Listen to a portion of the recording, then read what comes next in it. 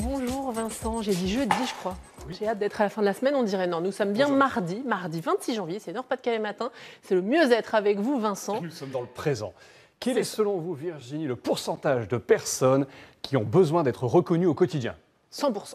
Exact, 100%. Vous le saviez, vous l'aviez lu? Non, 100% effectivement des gens ont besoin de reconnaissance. Alors tout d'abord, qu'est-ce que c'est peut-être définition de la reconnaissance ou reconnaître quelque chose? C'est donner de la gratitude par rapport à quelque chose qui nous a été donné en échange, ou du moins qui nous a été donné dans un premier temps en termes de service ou autre. Et ça a différents avantages. Le tout premier, c'est qu'on prend conscience finalement que ce qu'on vient de recevoir, ça a de la valeur pour nous. Voilà. Et puis on prend conscience aussi qu'on n'est pas tout le temps en train de se plaindre. Mais on ne parle pas forcément de cadeaux matériels Vincent, ça peut être quelqu'un qui nous a rendu service, quelqu'un qui nous a dit quelque chose de gentil. On est tout à fait d'accord, c'est que ça peut être, je ne sais pas, moi je suis allé dans un restaurant et puis voilà, le cuisinier a vraiment fait quelque chose d'excellent. C'est simplement aller peut-être faire un petit coucou et puis exprimer cette reconnaissance. Dans notre culture, on n'a pas vraiment l'habitude d'aller dire que c'est bien. C'est comme si c'était normal, ou on va le dire peut-être une première fois, et puis finalement, après, c'est habituel. On a plutôt tendance à dire ce qui ne va pas, peut-être. On a plutôt tendance à dire ce qui ne va pas, alors que je pense que si un collaborateur réitère quelque chose, même si c'est régulièrement, et que ça apporte quelque chose à l'entreprise, par exemple, moi, j'invite toujours les managers à dire régulièrement, allez, on reconnaît ce qui a été fait. Voilà un peu l'idée.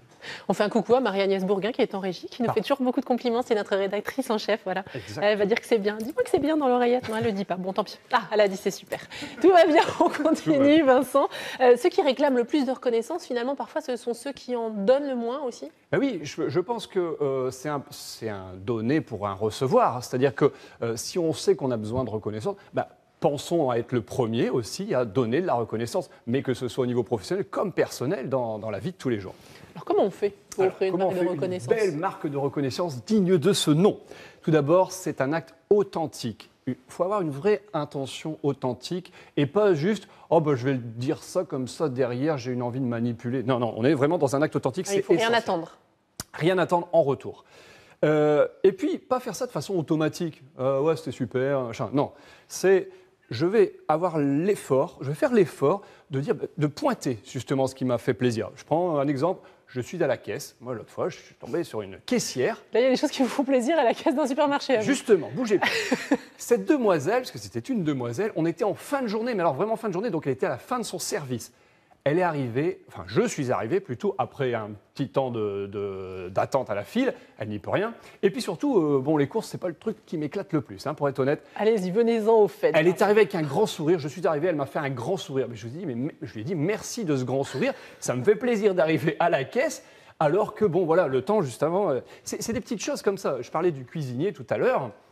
Ça peut être simplement de dire, de passer et puis de faire un petit signe. C'est tout ça, c'est marque de reconnaissance. Une forme de merci quelque part? C'est un vrai merci. Alors, on peut l'exprimer verbalement, mais on peut varier. Je pensais au cuisinier, simplement un pouce levé comme ça en disant wow, « c'était génial, c'était super ». Voilà, ça c'est une autre marque de reconnaissance. On peut écrire aussi. Ça permet à l'autre de se sentir valorisé du coup et encouragé. Et notamment les gens peut-être qui manquent de confiance en eux. Parfois, c'est un vrai plus de reconnaître, même à l'écrit. Donc je prends un autre exemple d'un conseiller en clientèle en magasin qui m'avait vraiment bien informé. Moi, je demande régulièrement, est-ce qu'on peut écrire quelque part sur votre site internet que on était content. Leurs managers le lisent. Donc c'est quand même aussi intéressant. C'est important d'en avoir conscience. Voilà un petit peu l'idée. Et alors, pour les gens qui manquent vraiment de confiance en eux, il n'y a rien de tel que de les reconnaître ou de reconnaître en public. Parce que forcément, ils savent très bien qu'il y a d'autres personnes qui écoutent. Il faut qu'il y en ait d'autres qui entendent. C'est très, très valorisant de savoir qu'on reconnaît notre travail, on reconnaît ce qu'on a fait devant d'autres personnes. Vincent, devant tous les téléspectateurs de Nord-Pas-de-Calais matin, vous avez fait un travail formidable aujourd'hui. Votre rubrique était passionnante. Ça me fait super plaisir, Virginie. Merci beaucoup, Vincent. On retrouve tous ces éléments sur notre site internet nordpasdecalaismatin.france3.fr.